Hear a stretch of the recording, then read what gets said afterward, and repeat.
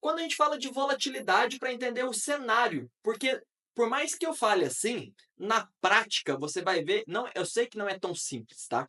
Então vamos lá para entender. Estamos falando com pessoas que estão querendo aprender de verdade aqui. Imagine o seguinte, o que é volatilidade? Vou fazer um gráfico aqui, que provavelmente ele não vai ficar muito bonito, mas vai dar para entender.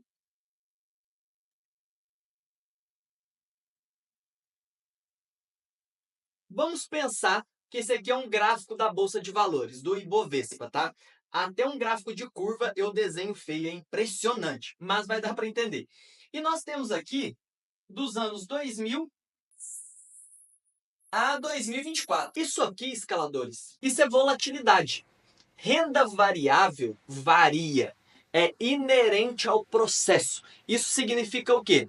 Goste o Léo ou não, goste você ou não, goste o presidente ou não, renda variável varia, tem oscilações, é volátil, é inerente do processo, independente de você comprar uma ação boa ou uma ação ruim. Não tem como fugir disso. Então, Léo, mas é que eu não quero para minha carteira nenhum tipo de volatilidade. Renda fixa, tá tudo bem. É renda fixa. Ah, mas e se eu quiser ganhos maiores? Não tem jeito. Simples assim. Olha como que eu facilito a vida para vocês. Eu tô falando isso porque muitas vezes a pessoa chega, eu falei isso na mentoria dos alunos ontem. Fala, Léo, eu quero ter grandes retornos, mas eu quero uma garantia. Aquela pessoa que só se movimenta na vida para tudo se tiver uma garantia. Ah, eu vou tentar mudar de emprego se eu já tiver um emprego novo. Eu vou tentar fazer uma coisa diferente se eu já souber que eu vou ser promovido. Eu vou fazer isso se eu souber que eu vou passar. A gente não tem garantias na vida. Simples assim. Só que, apesar de não ter garantias, no mundo dos investimentos, dá sim para você fazer grandes resultados aproveitando a volatilidade. Então, a volatilidade nada mais é do que oscilações. E o que, que acontece? Nos momentos de subida, significa que tem mais gente comprando do que vendendo. E nos momentos de queda, tem mais gente vendendo do que comprando. Não é não é complexo, porque se você usar isso, eu sempre trago exemplos do dia a dia, porque eu sei que fica fácil de entender. Se você pensar no seu dia a dia, imagine que você tem um carro e você quer vender. Se você souber que tem um monte de gente procurando pelo carro, você vai colocar até um preço um pouquinho a mais do que você gostaria. Ou se você tem um próprio negócio e tem um monte de gente procurando pelo seu serviço, você vai aumentar o seu preço, até pela agenda que você tem. Agora, se quase ninguém procura pelo seu serviço, ou se você está começando, você joga o seu preço lá embaixo, para tentar aproveitar qualquer um que aparece e para ver se dá mais vontade nas pessoas de comprar o seu serviço. Se ninguém estiver procurando pelo seu carro, você vai começar a jogar o preço para baixo, vai aceitar até abaixo da tabela FIP. É assim, não é? Na bolsa é a mesma coisa. Então, quando as pessoas estão animadas, com uma boa expectativa do que tem pelo futuro, com os ativos em si, com alguma empresa que está entregando bons resultados, elas estão dispostas a pagar cada vez mais caro. E aí depois entram os desavisados também. Desavisados é quem compra no pico. Falou, nossa, essa ação não para de subir, então eu vou comprar também. E quando existe um momento de receio, de medo, de insegurança, as pessoas têm mais gente vendendo e o preço começa a cair. E aí aqui embaixo também é o momento que os despreparados também vendem, porque a mesma pessoa que comprou aqui, a ação começou a cair, cair, cair. Ela não sabia o que ela estava comprando, nem o preço que estava pagando. Chega um dado momento que ela fala, cara, eu não aguento mais isso. Isso não é para mim. Eu tentei, mas eu não consigo. E aí ela vende tudo com prejuízo. E aí, aquela frase mais conhecida que tem, que é Bolsa de Valores, é relativamente simples. É só comprar na baixa e vender na alta que você faz um grande lucro. Cara, isso aqui, na teoria, é a coisa mais simples do mundo. Só que quando a gente vai para a prática, as pessoas fazem exatamente o contrário. Elas compram na alta e elas vendem na baixa. Quando a Bolsa de Valores está batendo as suas máximas históricas, a quantidade de alunos entrando nos meus treinamentos, ela aumenta.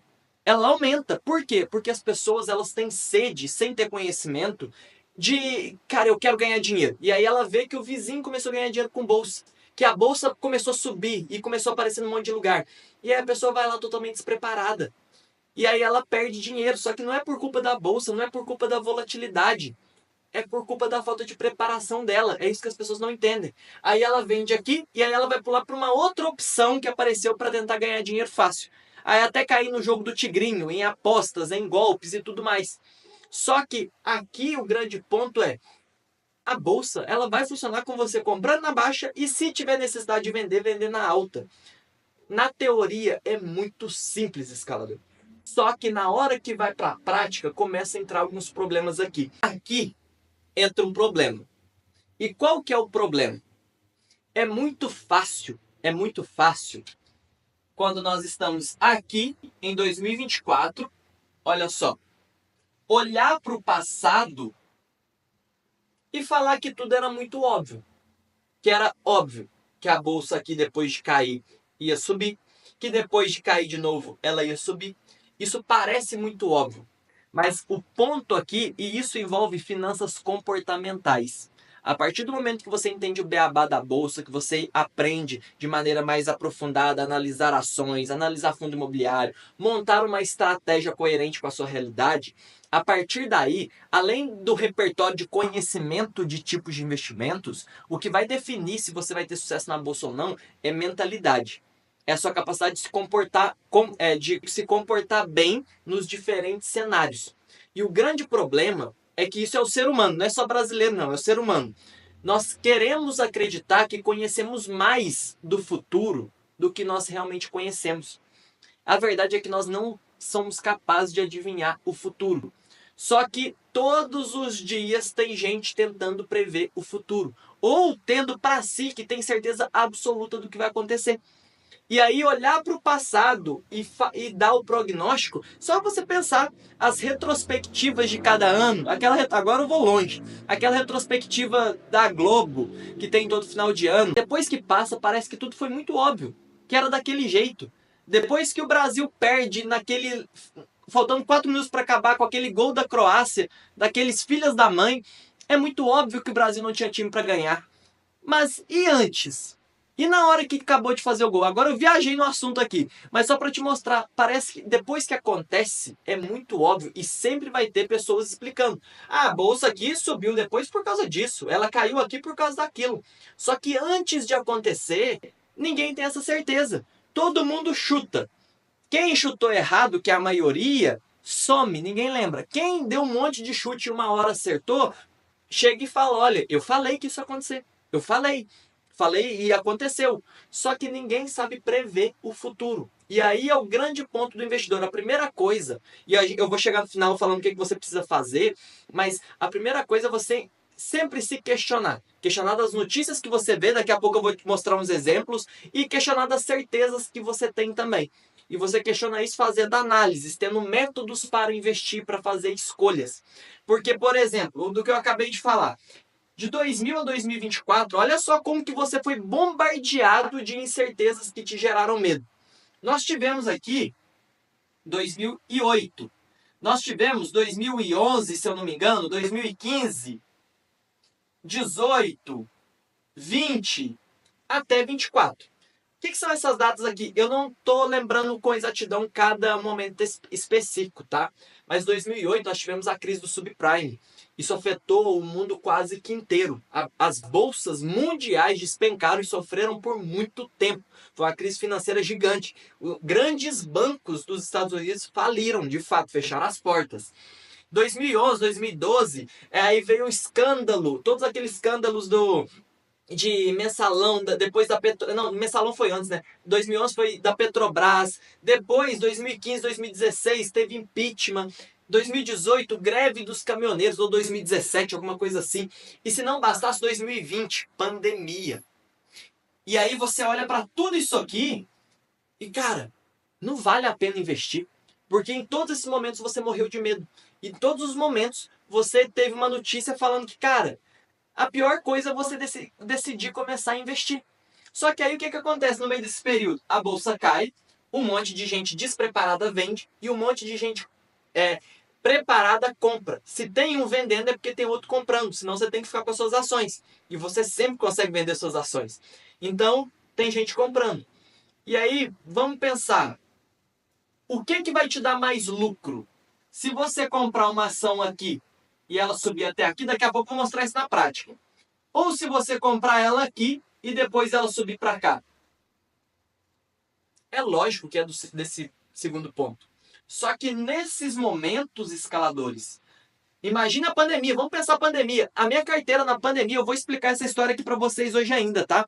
A minha carteira na pandemia, ela caiu, ela chegou a cair quase 50% em 2 meses. Não, quase 3 meses, vai. Quase 3 meses. Quase 50%. Não, a primeira vez que eu vi que eu abri o aplicativo da corretora, eu tentei atualizar. Eu falei, cara, não tá atualizando. Na hora que eu vi, não, tinha caído mesmo. Eu tomei um susto gigante lá em 2020. E só que daqui a pouco eu vou terminar essa história como que terminou essa época da pandemia, tá? Só que imagine que, por mais que você tá ouvindo isso agora, nos momentos de crise, as coisas estão aumentando de preço, o nível de desemprego está aumentando, as notícias te gerando medo e mais medo e mais medo, você sem saber o que vai acontecer, se vai começar a ter mais guerras no mundo, se vai ter mais tsunami, se vai acontecer mais coisas, infelizmente, como aconteceu no Rio Grande do Sul, ou qualquer coisa do tipo. Na época da pandemia era, cara, quando eu vou poder sair de casa? Quando eu vou poder parar de usar uma máscara? Quando o trabalho vai voltar ao normal? Quando eu vou parar de correr risco de vida? Então isso gera muito medo. E o medo te impede de agir. Só que, historicamente, é nos momentos de maior medo onde você vai encontrar as maiores oportunidades. Nos momentos estáveis, principalmente as melhores empresas da bolsa, nos setores mais perenes, as empresas mais robustas, mais lucrativas, elas vão estar nos seus picos mesmo. Por quê? Porque todo mundo quer investir em algo que é lucrativo e está teoricamente seguro.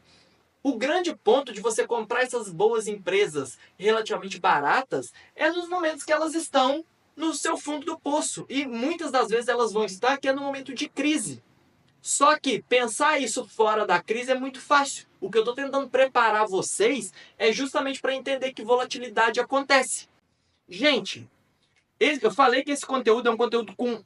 Eu estou tentando trazer de maneira dinâmica, mas é um conteúdo robusto. Muito investidor aí de meses e meses não pega isso. Tá ficando claro para vocês? A aula tá hashtag escalou ou hashtag merda? Como que tá? Fez um efeito aí agora, né? Eu sempre esqueço disso. Sejam sinceros. Tá agregando ou não?